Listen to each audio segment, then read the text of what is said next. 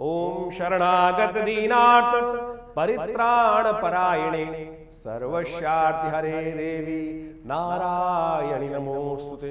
नमस्कार, स्वागत है आपका आचार्य वाणी में। मैं आचार्य डॉक्टर विक्रमादित्य आपके साथ हूं। देखिए मिथुन राशि वालों, आज हम आपके लिए उपस्थित हैं। यहां पर आपकी राशि में बृहस्पति का परिवर्तन जो हुआ है वो क्या कुछ आपके साथ करने वाला है। सबसे पहले तो आप प्रसन्न हो जाएं, बृहस्पति का परिवर्तन आपके लिए जहां हुआ है वो बहुत दिन बाद आपके लिए शुभ प्राप्ति के योग बना रहा है। सबसे शुभ ग्रह बृहस्पति और सबसे शुभ जगह पर आपके विद्यमान हो गए हैं। अभी तक जहां चल रहे थे आपको खूब मेहनत करा रहे थे, सफलता के योग बना रहे थे सफलता के लिए, लेकिन लाभ के लिए अब लाभ देने वाले, अब जूस निकालने का समय आ गया है। अब जूस निकालकर स्वाद देगी आपको बृहस्पति, तो प्रसन्न हो जाइए। सबसे पहले तो बृहस्पति का परिवर्तन जो आपके लिए हुआ है 12 वर्ष बाद आपकी मेहनत का फल प्राप्त करने के लिए। मेहनत का फल क्या होता है? सफलता का फल कुछ हो सकता है ना, सफलता का फल होता है लाभ। तो समझ लीजिए ये लाभ का समय है आपका। बृहस्पति महाराज आपके कहां आ गए हैं? आपके 11वें भाव में, 11वें भाव में। बहुत सारे लोगों के आपने वीडियो सुने होंगे, गुरु चांडाल योग, गुरु चांडाल योग, गुरु चांडाल योग बन गया है, गुरु चांडाल योग बन गया है, बृहस्पति खत्म कर दिया, बृहस्पति की दृष्टि कुछ प्रभाव ही नहीं होगा। जो लोग ये कह रहे हैं ना, आपको मूर्ख बना रहे हैं। बृहस्पति राहु के साथ जो योग बन रहा है आपके लिए कुछ नहीं करेगा, अनिष्ट आपके लिए। बहुत अच्छा योग बना है आपके लिए बृहस्पति राहु, तो वहां पर 11वें भाव बैठकर सबसे शुभ हो जाते हैं और वहां बृहस्पति का पदार्पण हो गया तो क्या कमी रहेगी? जो बृहस्पति राहु का थोड़ा बहुत प्रभाव कम था वो बृहस्पति ने उसको और बढ़िया कर दिया।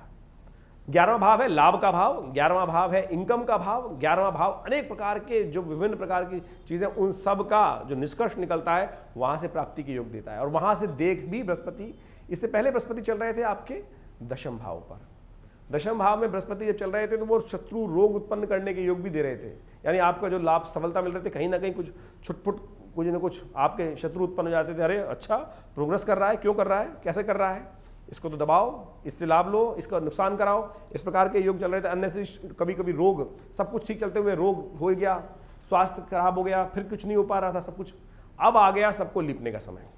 अब समय आ गया आपका सौभाग्य का उदय का समय। अब आ गया आपका विशेष तौर पर अनेक प्रकार से लाभ देने का। लेकिन जो शनि बृहस्पति महाराज ने वहां पर रोग के लिए आपके लिए एक कष्ट दे के गए हैं, उनको ठीक करने में थोड़ा टाइम लगने वाला है। उसके भी उपाय हम आपको बताएंगे, वो आप करके आप विशेष तौर पर ठीक करने के योग दे सकते हैं, चिंता मत कीजिएगा। लेकिन इस वक्त बृहस्पति आपको विशेष तौर पर ये योग बन रहा है, बृहस्पति और राहु का योग, ये धन लाभ भी देगा, प्रगति भी देगा। निश्चित हो जाइए, निश्चित, जिसको बोलते हैं निश्चित।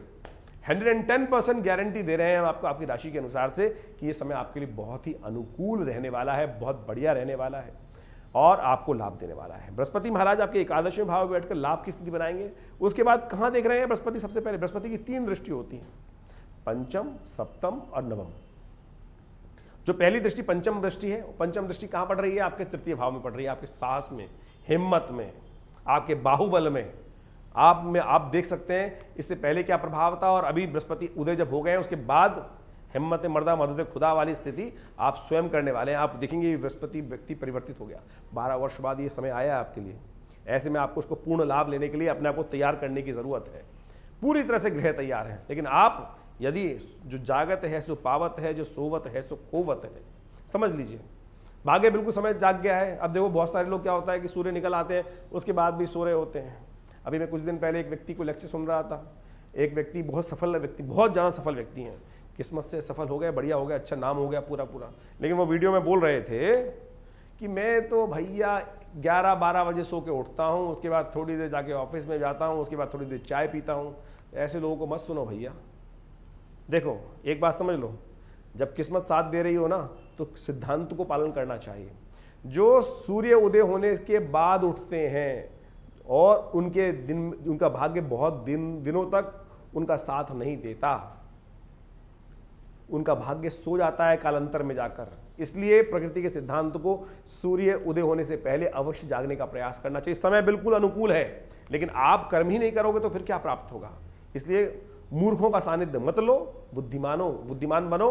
आपके पूर्वज जो आपके संस्कारी लोग बता के गए हैं सूर्योदय से पहले उठना चाहिए, तो मैं आपको सिद्धांत तौर पर बता रहा हूँ। कई बार हम देखने शुरू करते हैं, हम आलसी बन जाते हैं, समय अच्छा चल रहा होता है। तो ये समझ लो भैया कि अब समय बिल्कुल अनुकूल है, प्रकृति के नियमों का पालन करो और स्पीड पकड़ लो, और जिसको कहते हैं पंजाबी में फट्टे चक दो।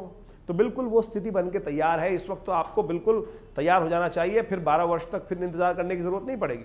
तो इस समय बृहस्पति महाराज आपके तृतीय भाव जो देख रहे हैं, सबसे पहली पंचम दृष्टि से वो साफ साफ दिखाते हैं कि आपके लिए लोग बहुत सपोर्ट करने को तैयार होंगे, पार्टनर भी तैयार होंगे, आपकी हिम्मत भी अच्छी होगी। फिर आपकी बुद्धि को देख रहा है बृहस्पति महाराज, वहाँ 11वें में बैठ के बुद्धि, संतान, उनके लिए आपके बहुत अच्छी संतान योग देगा। बहुत क्रिएटिविटी, दिमाग बहुत अच्छे, विचार बहुत अच्छे, विद्या के अध्ययन के क्षेत्र में जो पढ़ाई के बच्चे लोग काम कर रहे हैं उनके लिए बड़ी लाभ की स्थिति बन सकती है। बृहस्पति महाराज की दृष्टि आपके व्यवसाय पे पड़ रही है, आपके जीवन साथी पे पड़ रही है। तो मैं कहूँगा 5 उंगलियां नहीं, आप खुद पूरी तरह से घी में इस वक्त हैं इस समय, तो आपको इसका लाभ लेने का पूर्ण प्रयास करना चाहिए। ऐसे में थोड़ा सा उपाय कर लो आप, प्रगति तो निश्चित है आपकी, धन लाभ निश्चित है आपका। ऐसे में तो थोड़ा सा उपाय आपको करना है। सबसे पहले अलर्ट होकर काम करना है, बिल्कुल अलर्ट होकर काम करिए, बिल्कुल जैसे कहते हैं फ्रंट फुट आगे खेलिए, फ्रंट फुट आगे बढ़िए, खेलिए बहुत बढ़िया तरीके से, और पूरी जन्मपत्री पे निष्कर्ष कर लीजिए। ये गोचर के दृष्टिकोण से तो ग्रह हमको दिखा दिया आपकी राशि के अनुसार से बहुत बढ़िया है। तो ऐसे में और ग्रह क्या कुछ कह रहे हैं आपके लिए, उसके लिए जन्मपत्री पे विचार विमर्श करना परम आवश्यक है। अच्छे से विवेचना करके उस समय को समझते हुए कार्य करने की जरूरत है। तो विशेष तौर पर मिथुन राशि वालों के लिए क्या सुंदर समय आया है, भगवान नजर न लगाए, ये समय बहुत बढ़िया है। आप इसको सानिध्य लीजिए, कोशिश ये करें गौ सेवा, थोड़ा सा हल्दी का तिलक या केसर का तिलक, और हर रोज एक बाल केसर का अवश्य भोजन में कहीं ना कहीं ले लीजिए। थोड़ा बहुत पीली चीज़ों का दान कर दीजिए, थोड़ा बहुत मंदिर देवस्थान में जाकर भगवान का पूजन अवश्य कीजिए। और सबसे पहली बात हमने कहा, जो जागत है सो पावत है, जो सोवत है सो खोवत है। भाग्य आकर आपके डोर बेल बजा रहा है, खट खट खट खट खट बजा रहा है, उठ जाओ उठ जाओ उठ जाओ, करो करो करो।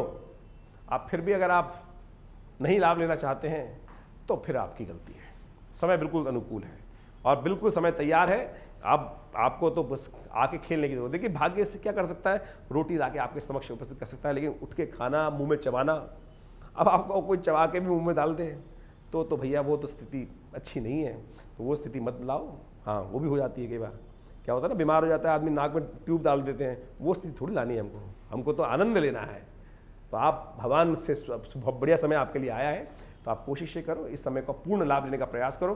कुछ भी खराब नहीं है, केवल आप अपने भाग्य को लात मार दें आलस बनकर, तब तो बात अलग है। लेकिन मेरे अनुसार, मेरी ज्योतिष के दृष्टिकोण से इस वक्त आपका समय बहुत बढ़िया है। कहीं भी कोई मुझे त्रुटि दिखाई नहीं देती। ग्रहों के दृष्टिकोण से कोई राहु के बारे में परेशान करे, कोई कुछ करे तो वो मूर्ख बना रहा है आपको। बिल्कुल मत चिंता कीजिए, बृहस्पति बहुत बढ़िया, राहु के साथ बहुत बढ़िया युति बना रहा है। कोई गुरु चंडाल योग आपको परेशान नहीं करेगा। इसके बाद भी कोई मन में संशय है, हाँ, जन्मपत्री में चाहूँगा पूरी तरह से विचार विमर्श अच्छे से कर लें, क्योंकि ये समय बहुत अच्छा है। कोई छोटी सी गलती के कारण से कुछ कष्ट ना हो जाए, इसलिए अच्छा है कि आप पूरी तरह से जन्मपत्री को विचार विमर्श कर इस समय को और लाभ लेने के लिए व्यवस्था बना लें। नंबर्स आपके सामने स्क्रीन पर हैं। और रविवार को हमारे आश्रम पे बहुत बड़ा शुभ कार्यक्रम होता है, यज्ञ का कार्यक्रम होता है, और उस यज्ञ में आप सब लोग आ सकते हैं, लाभ ले सकते हैं। और आने वाले अभी शनि जयंती पर हमने बहुत बड़ा कार्यक्रम बनाया है अपने आश्रम पर। आपकी राशि के अनुसार से तो विशेष तौर पर बहुत सुंदर रहेगा। हमने शनि जयंती पर शनि को प्रसन्न करने के लिए 100 पाठ हनुमान चालीसा के रखे हैं। जो शतबार पाठ पढ़ जोई, छूटई बंद महासुख होई। आमतौर पर शनि जयंती पर लोग क्या पता नहीं कौन कौन से उपाय करते रहते हैं। कोई तेल चढ़वाता है शनि को प्रसन्न करने के लिए, कोई कुछ और करता है, कोई मूर्तियां बना के व्यवसाय स्थल खोल लिए लोगों ने, कोई 5 फुट की, कोई 10 फुट की, कोई 100 फुट की। अरे शनि को बड़ा मत करो भैया, शनि को तो छोटा ही रहने दो। आप शनि को प्रभाव पता नहीं कहाँ से, कौन कौन से लोग, कैसे कैसे लोग क्या क्या करने के लिए चढ़ रहे हैं अपनी जेब को भरने के लिए। तो आप कोशिश ये करो, शनि का ने जो आशीर्वाद दिया ना, हनुमान जी को प्रदत्त किया आशीर्वाद कि जो आपकी आराधना करेगा मैं उसको कष्ट नहीं दूंगा। तो फिर और तुलसी बाबा ने लिख दिया, जो उसमें कहा गया ना, जिस पर जय जय जय हनुमान गुसाई, कृपा करहु गुरुदेव की नाही। फिर कहते हैं तुलसी बाबा, जो शतबार पाठ पढ़ जोई, छूटई बंद महासुख होई। इससे बढ़िया सुंदर जवाब कहाँ उपस्थित कर लीजिए। बहुत सुंदर है, समय आपके लिए बहुत अनुकूल है, मुझे तो बहुत अच्छा दिखाई देता है हमारे ज्ञान के अनुसार से। तो आप उसका लाभ लीजिए, बहुत सुंदर समय है, इसका लाभ लीजिए। उपाय भी हमने आपको बता दिए सोने पे सुहागा प्राप्त करने के लिए। ईश्वर आपकी मनोकामना कल्याण करें, पूरी करें। धन्यवाद, नमस्कार।